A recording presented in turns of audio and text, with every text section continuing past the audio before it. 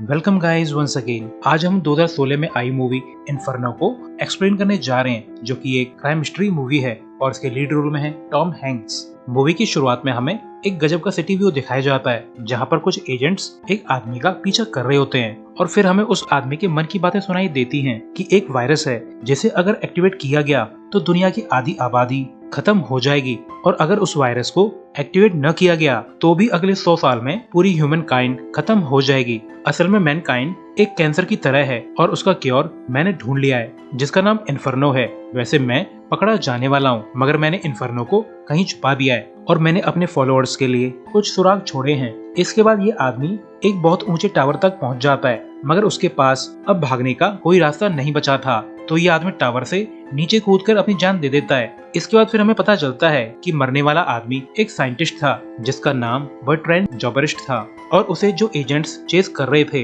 वो अच्छे हैं या बुरे, इसके बारे में हमें आगे पता चलेगा। इसके बाद हमें एक हॉस्पिटल बेड दिखाया जाता है जिसमें प्रोफेसर रॉबर्ट लैंगडॉन नाम के आदमी को कुछ नाइटमेयर्स आ रहे होते हैं, जिसमें उसे अजीब अजीब सीन्स दिखाई दे रहे होते हैं, और इन नाइटमेयर से रॉबर्ट काफी परेशान है। जल्द ही रॉबर्ट के पास डॉक्टर सियाना ब्रुक्स आ जाती है, जो कि रॉबर्ट की अटेंडिंग डॉक्टर थी। ब्रुक्स बोलती है कि प्रोफेसर, आपके सर पे गहरी चोट लगी है जिसकी वजह से आपको माइल्ड एमनीशिया है, और टेस्ट के हिसाब से आपकी दिमागी हालत बिल्कुल ठीक है, तो शायद कुछ दिनों में आपकी मेमोरीज वापस आ जाएंगी और तब तक आप आराम कीजिए। इसके बाद बाहर का सिटी व्यू देखकर रॉबर्ट सोचता है कि मैं तो बोस्टन में था, तो मैं फ्लोरेंस कैसे आ गया। तो ब्रुक्स बताती है कि प्रोफेसर, आप जब यहाँ पर आए थे तब आपके पास न तो फोन था और न ही कोई आईडी। अगर कुछ साल पहले मैंने आपका एक लेक्चर अटेंड न किया होता तो हॉस्पिटल आपकी आइडेंटिटी भी पता नहीं कर पाता। इसके बाद फिर हम देखते हैं कि हॉस्पिटल के बाहर एक लेडी ऑफिसर बड़े स्टाइल से आ जाती है। वहीं अंदर डॉक्टर ब्रुक्स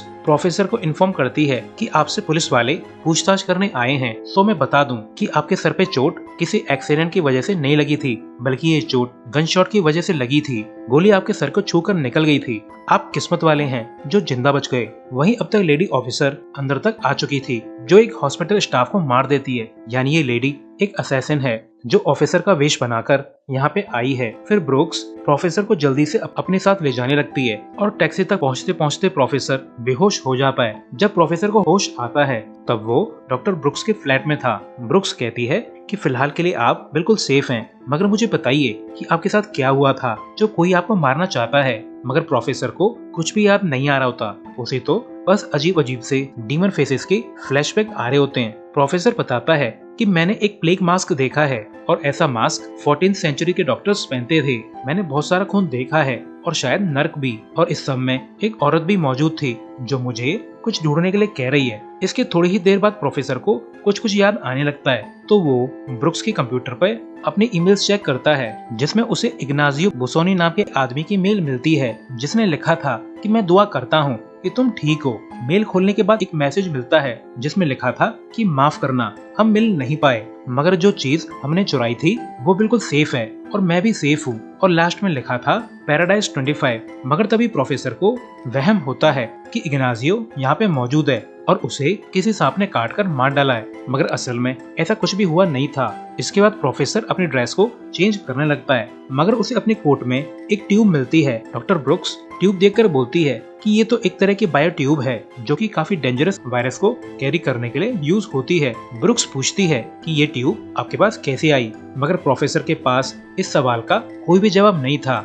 इसके बाद जब ये लोग ट्यूब को खोलते हैं तो उसमें कोई भी वायरस नहीं था, बल्कि उसमें तो एक सिलेंड्रिकल शेप्ड बोन थी जिस पर एक शैतान बना हुआ था जो कि ब्लैक प्लेग को सिंबलाइज करता है। और स्पेशल पार्ट ये है कि ब्लैक प्लेग ने काफी हद तक दुनिया की बढ़ती आबादी को कम कर दिया था, मगर तभी अचानक से उस बोन में लाइट जलने लगती है और चेक करने में पता चलता है कि ये बोन असल में एक लेजर पॉइंटर है जो कि एक पिक्चर शो कर रहा है, और पिक्चर में नरक का नक्शा था। प्रोफेसर बोलता है कि इस पेंटिंग को बोथिगेली ने बनाया था, जो कि डांटे की इन्फर्नो की मिसाल के तौर पे बना है। प्रोफेसर बोलता है कि वो डांटे ही था जिसने नरक यानी हेल को डिफाइन किया था, वो भी 700 साल पहले। उसी ने कल्पना की थी कि नर्क कैसा होता है, और आज मॉडर्न जमाने के नर्क का इंटरप्रिटेशन डांटे की कल्पना पे आधारित है। प्रोफेसर समझ जाता है कि इसी पेंटिंग की वजह से उसे नर के फ्लैशबैक आते हैं और उसने इस पेंटिंग को पहले भी देखा होगा। इसके बाद ये दोनों यूएस कंसुलेट कॉल करते हैं तो रिसीवर बोलता है कि प्रोफेसर रॉबर्ट, हम आपको काफी समय से ढूंढ रहे हैं, क्या वो ट्यूब आपके पास है? तो ब्रुक्स कॉल काट देती है और कहती है कि प्रोफेसर, जिस भी प्रॉब्लम में आप फंसे हो कंसुलेट को उसका पता है। मगर तभी कंसुलेट वाले इनके फोन पर दोबारा कॉल करके प्रोफेसर की करंट लोकेशन पूछते हैं तो प्रोफेसर बड़ी चालाकी से उन्हें गलत एड्रेस बता देता है। इसके बाद हमें WHO की मोबाइल यूनिट दिखाई जाती है जिसमें एक हैकर चेक करके पता लगा लेता है कि प्रोफेसर रॉबर्ट ने फ्लोरेंस के एक फ्लैट से अपनी ईमेल आईडी ओपन की थी। तो ये टीम जल्दी से उस फ्लैट की तरफ जाने लगती है। वहीं प्रोफेसर को पेंटिंग में एक लाइन लिखी मिल जाती है जिसके नीचे बर्ट्रैंड जोब्रिस्ट ने लिखा था। जब ये लोग इंटरनेट पे जोब्रिस्ट वर्ड डालते हैं तब बर्ट्रैंड जोब्रिस्ट नाम के आदमी की प्रोफाइल सामने आती है। तो ये लोग बर्ट्रैंड की एक वीडियो चलाकर देखते हैं जिसमें बर्ट्रैंड एक स्पीच दे रहा था कि दुनिया की आबादी को 1 बिलियन तक पहुंचने में 1 लाख साल लग गए और अगले 100 साल में वो 2 अरब हो गए और अगले 50 साल में आबादी 2 अरब और बढ़ गई और अब करंट टाइम तक आबादी लगभग 8 अरब हो चुकी है। आज हमारी दुनिया में फैली हर मुसीबत की जड़ ही ओवर पॉपुलेशन है। इंसान पेड़ काटता है, एनवायरनमेंट को प्रदूषित करता है, इंसान खुद ही अंत का कारण बनता जा रहा है और शायद दर्द ही इंसान को सबक सिखा सकता है। बर्ट्रैंड बोलता है कि अगले 40 साल में 32 अरब लोग जिंदा रहने के लिए लड़ रहे होंगे। इंसान एक तरह का वायरस है जो कि दिन रोज बड़ी तेजी से फैलता जा रहा है और बहुत जल्दी ही कयामत आने वाली है और हमें जल्दी ही कोई ठोस कदम उठाने होंगे। इसके बाद प्रोफेसर और ब्रूक एक दूसरे सर्च रिजल्ट को चेक करते हैं तो उन्हें पता चलता है कि बर्ट्रैंड ने एक डेडली वायरस बनाया था और वो दुनिया में इस वायरस को फैलाना चाहता था। मगर तभी ब्रूक्स देखती है कि जिस जगह का एड्रेस उन्होंने कंसुलेट को बताया था वहाँ पर वही लेडी आई है जिसने हॉस्पिटल में हमला किया था। यानी कंसुलेट प्रोफेसर को मारना चाहता है और फिर WHO की टीम भी ब्रूक्स के फ्लैट तक पहुंच जाती है। मगर अब तक ब्रूक्स और प्रोफेसर यहाँ से निकल चुके थे। प्रोफेसर को पेंटिंग के कुछ वर्ड्स याद आ जाते हैं जिन्हें कई फेर बदल करके एक इटालियन वर्ड बनता है जो है कैरकाट्रोवा, जिसका मतलब है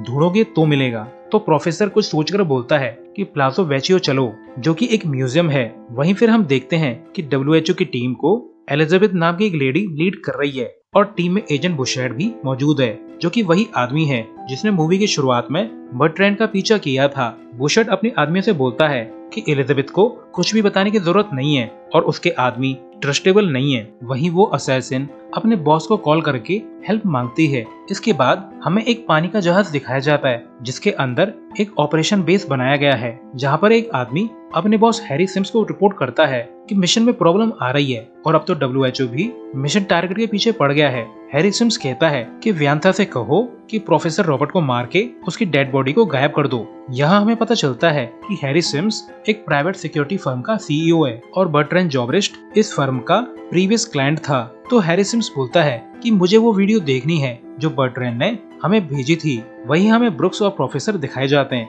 प्रोफेसर बोलता है कि बर्ट्रैंड मर चुका है और लेजर पॉइंटर में मौजूद नक्शा उसका छोड़ा वो सुराग है ताकि बर्ट्रैंड का कोई करीबी उसकी विरासत को ढूंढ सके। इसके बाद ये दोनों एक गार्डन से होते हुए म्यूजियम तक जाने लगते हैं मगर पुलिस वाले भी यहाँ तक पहुँच चुके थे। इसके बाद हमें हॉल ऑफ 500 प्लाजो दिखाया जाता है जहाँ पर प्रोफेसर भी पहुँच चुका था और वो अब तक के मिले क्लूज से एक पेंटिंग को ढूंढ लेता है जिसे देखकर प्रोफेसर को बेटर सीन के विजन आने लगते हैं और उन्हें जल्द ही पेंटिंग में कैरकाट्रोवा लिखा मिल जाता है जिसका मतलब है ढूंढो तो मिलेगा। मगर अब प्रोफेसर को कुछ याद नहीं आ रहा था कि आगे क्या करना है और यहाँ पर क्लू टूट जाता है। मगर दिमाग पर ज्यादा जोर डालने पर उन्हें कुछ याद आने लगता है कि चोट लगने से पहले किसी ने उन्हें एक इंजेक्शन दिया था। तो प्रोफेसर गैस करते हैं कि शायद वो डेडली वायरस उसके ब्लड स्ट्रीम में मौजूद है और अब वो दुनिया के सबसे खतरनाक वायरस का कैरियर है। मगर ब्रूक्स कहती है कि अगर वायरस आप में होता तो इस पूरे शहर में लाशों के ढेर लग जाते एंड आई एम 100% श्योर कि बर्ट्रैंड का बनाया हुआ वायरस अभी तक रिलीज नहीं हुआ है। मगर तभी एक लेडी प्रोफेसर को पहचान लेती है और पूछती है कि आपका साथी इग्नाजियो आपके साथ क्यों नहीं आया। यहाँ हमें पता चलता है कि ये लेडी मार्टा इसी म्यूजियम में काम करती है और ये प्रोफेसर से पहले भी मिल चुकी है। तो प्रोफेसर बड़ी चालाकी से बोलता है कि क्या आप मुझे बता सकती हैं कि मैं लास्ट बार यहाँ पे क्यों आया था। तो वो लेडी डांटे के डेथ मास्क के बारे में बताती है। वहीं म्यूजियम के बाहर WHO टीम की हेड एलिजाबेथ भी आ चुकी थी। तो एजेंट बुशैर्ड एलिजाबेथ पर भड़कते हुए बोलता है कि मैंने उस लेजर पॉइंटर को आपको दिया था और अब वो कहाँ है और प्रोफेसर हमसे छुपकर क्यों भाग रहा है। तो एलिजाबेथ बुशर्ड को हिंट करके बताती है कि शायद प्रोफेसर रॉबर्ट के सर पर चोट लगी है, जिसकी वजह से उनका दिमाग सही से काम नहीं कर रहा है। एलिजाबेथ बोलती है कि उस रात गायब होने से पहले प्रोफेसर हॉल ऑफ 500 में गए थे और आज वो फिर से यहाँ पे आए हैं, मगर ऐसा क्यों है? वैसे गाइस, चोट लगने से पहले प्रोफेसर WHO के साथ ही काम कर रहे थे। वहीं जब प्रोफेसर उस जगह तक पहुंच जाता है जहां डांटे के डेथ मास्क को होना चाहिए था, मगर वो जगह तो खाली है, यानी किसी ने उस मास्क को चुरा लिया है। तो ये लोग पुरानी CCTV फुटेज को चेक करते हैं, जिसमें खुद प्रोफेसर, उनका दोस्त इग्नाजियो और माटा मौजूद थे। मगर जब माटा किसी वजह से बाहर जाती है, तब प्रोफेसर और इग्नाजियो केस को हटा के डेथ मास्क को चुरा लेते हैं। असल में ये मास्क बर्ट्रैंड का प्राइवेट कलेक्शन था। मगर तभी यहाँ पे अलार्म बजने लगता है, क्योंकि गवर्नमेंट के एजेंट म्यूजियम के अंदर आने लगे हैं। तो प्रोफेसर और ब्रूक्स जल्दी से बाहर जाने लगते हैं, मगर अब हर तरफ पुलिस वाले थे। ब्रूक्स बोलती है कि मुझे पता नहीं था कि तुम एक चोर हो, तो बेटर होगा तुम इग्नाजियो को कांटेक्ट करो, उसी के पास पजल का अगला क्लू होगा। तो प्रोफेसर बोलता है कि आज मुझे इग्नाजियो का ईमेल मिला था, जिसमें उसने एक सुराग छोड़ा था, जो है पैराडाइज 25, जो कि डांटे की डिवाइन कॉमेडी का 25वां सेक्शन है। इसके बाद ये दोनों एक सीक्रेट रूम में छुप जाते हैं, जहाँ पर ये लोग मोबाइल पर डांटे की लिखी किताब पढ़ते हैं, जिससे उन्हें आगे का क्लू मिल जाता है, जो कि वो जगह है जहाँ पर इग्नाजियो पहले काम करता था। इसके बाद ये दोनों एक एटिक से होते हुए दूसरी तरफ जाने लगते हैं, मगर व्यांथा यहाँ तक आ जाती है, मगर ब्रूक्स उसे धक्का दे देती है, तो व्यांथा नीचे गिर जाती है और वो मारी जाती है। इसके बाद ब्रूक्स और प्रोफेसर एक सीक्रेट डोर से होते हुए निकल जाते हैं। वहीं हैरी सिम्स एक वीडियो देख रहा होता है, जो उसके क्लाइंट बर्ट्रैंड ने मरने से पहले उसे भेजी थी। वीडियो में बर्ट्रैंड बोलता है कि अगर आप इस वीडियो को देख रहे हो, तो इसका ये मतलब है कि इन्फर्नो वायरस रिलीज हो चुका है और अब तक ये वायरस दुनिया के हर कोने में फैल चुका होगा और 6 दिन के अंदर अंदर ये वायरस अर्थ की आधी से ज्यादा आबादी को मार देगा। ये वायरस असल में ह्यूमैनिटी नाम के वायरस का क्योर है। असल में गाइस, बर्ट्रैंड ने हैरी की फर्म को ये वीडियो भेजी थी ताकि वो लोग वायरस रिलीज होने के बाद इस वीडियो को रिलीज कर दें, मगर हैरी ने इस वीडियो को वायरस रिलीज होने से पहले ही चेक कर लिया। हैरी बोलता है कि बर्ट्रैंड एक येड़ा है जो कि दुनिया में कत्लेआम करना चाहता है और ये वायरस अगले 12 घंटे में रिलीज होने वाला है। मगर इतना ही काफी नहीं था, बर्ट्रैंड ने सुसाइड कर ली ताकि उसे कैप्चर करके फोर्सफुली वायरस रिलीज को रुकवाया न जा सके। वहीं प्रोफेसर और ब्रूक्स एक जगह तक पहुंच जाते हैं और इस जगह का क्लू उन्हें इग्नाजियो के पैराडाइज 25 से मिला था। इसके बाद इन्हें एक कुंड में डांटे का डेथ मास्क मिल जाता है, जिसे साफ करने पे उन्हें कुछ राइटिंग मिलती हैं, जो कि कोई पजल था और इसको सॉल्व करके पता चलता है कि वायरस ऐसी जगह पे छुपा हुआ है जो कि अंडर वाटर है और वहाँ का पानी खून की तरह लाल है और इसमें वेनिस का भी जिक्र हो रहा है। मगर तभी एजेंट बुशर्ड भी यहाँ तक पहुँच जाता है और वो प्रोफेसर से पूछता है कि आप WHO टीम से क्यों छुप रहे हैं, हम आपको 2 दिन से ढूंढ रहे हैं। तो ब्रुक्स बताती है कि प्रोफेसर के सर पे गहरी चोट लगी थी, जिससे उन्हें पिछले 48 घंटों का कुछ भी याद नहीं है। तो बुशर्ड प्रोफेसर से बोलता है कि मदद मांगने के लिए मैं ही आपके पास आया था।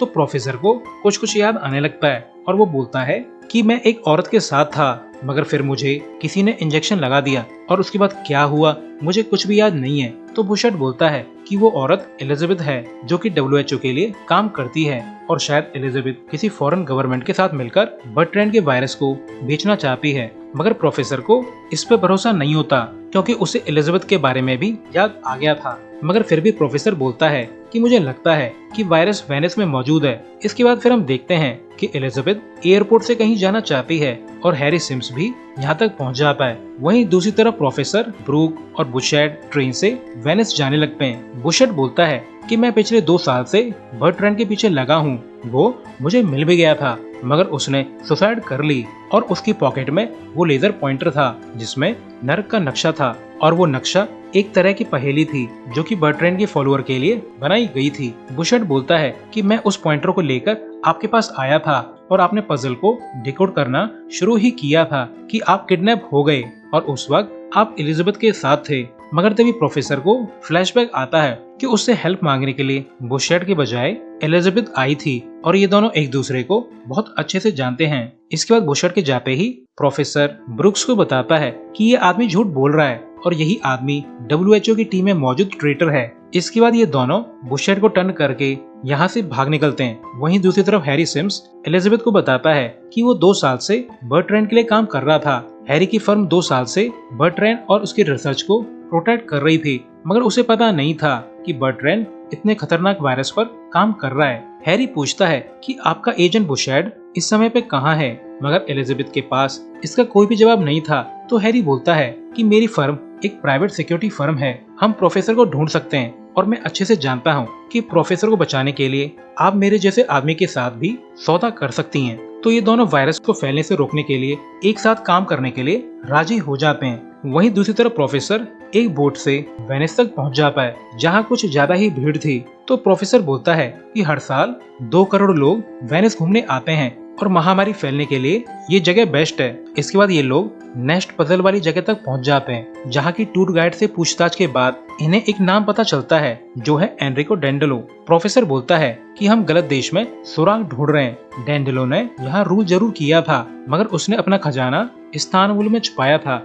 यानी वो वायरस इस्तानबुल में मौजूद है। इसके बाद बुशर्ड भी यहाँ तक पहुँच जाता है। तो ये लोग एक सीक्रेट विंडो से बाहर जाने लगते हैं, मगर ब्रूक्स प्रोफेसर को धोखा दे देती है और बोलती है कि मैं बर्ट्रैंड को जानती थी, वो मेरा लवर था और अब तक मैं तुम्हारा इस्तेमाल कर रही थी। तो प्रोफेसर समझ जाता है कि बर्ट्रैंड ने सभी के सभी क्लूज अपनी लवर ब्रूक्स के लिए छोड़े थे, और तभी बुशर्ड उसके पीछे से आ जाता है और उसे गिराकर बेहोश कर देता है। इसके बाद फिर हमें ब्रूक्स का फ्लैशबैक दिखाया जाता है, जहाँ पर बर्ट्रैंड उससे कहता है कि मैं तुम्हारे लिए एक पहेली बनाऊंगा और पहेली के आखिर में तुम्हें इन्फर्नो मिलेगा, और अगर मुझे कुछ हो जाए तो मेरा अधूरा काम तुम पूरा करना। वहीं प्रेजेंट में जब प्रोफेसर को होश आता है तो वो एक अबैंडन जगह पे मौजूद थे और यहाँ पे बुशर्ड भी मौजूद था।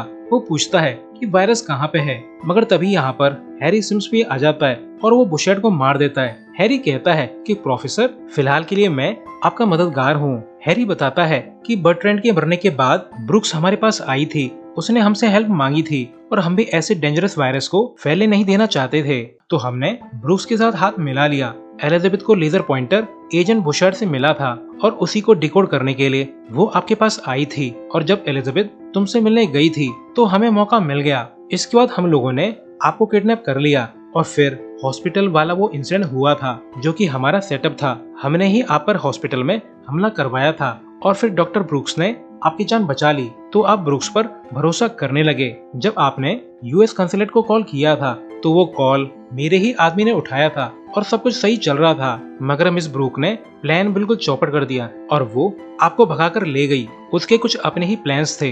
इसके बाद एलिजाबेथ भी यहाँ पे आ जाती है और ये दोनों मिलकर काफी खुश हैं। इसके बाद ये लोग इस्तानबुल के लिए निकल जाते हैं। इसके बाद हमें इस्तानबुल यूनिवर्सिटी दिखाई जाती है, जहाँ पर ब्रूक्स बर्ट्रैंड के फॉलोअर से मिलती है और कहती है कि वायरस का रिलीज होना तय है, मगर कुछ और लोग भी वायरस को ढूंढते हुए यहाँ पे आ रहे हैं, तो हमें वायरस को समय से पहले ही रिलीज करना होगा। इसके बाद WHO की टीम भी यहाँ तक पहुँच जाती है और वो एक आदमी से मिलकर कहते हैं कि हम एनरिको डेंडेलो का मकबरा ढूंढ रहे हैं। तो क्यूरेटर उन्हें मकबरे तक ले जाता है, जहाँ प्रोफेसर को पानी की आवाज सुनाई दे रही थी। जब ये लोग म्यूजियम के और अंदर जाने लगते हैं तो उन्हें एक गैदरिंग दिखाई देती है, जहाँ कोई प्रोग्राम चल रहा था, मगर स्पेशल पार्ट ये है कि यहाँ पर जमीन पर बिल्कुल लाल रंग का पानी था, जैसा पजल्स के क्लू में मेंशन्ड था। और जल्द ही ये लोग पानी में तलाशी लेना चालू कर देते हैं और जल्द ही एलिजाबेथ को वो बैग मिल जाता है जिसमें वायरस मौजूद था। वहीं हैरी सिम्स भी ब्रूक और उसके साथियों तक पहुंच जाता है। वो दोनों गुंडों को तो मार देता है, मगर ब्रूक्स मौके का फायदा उठाकर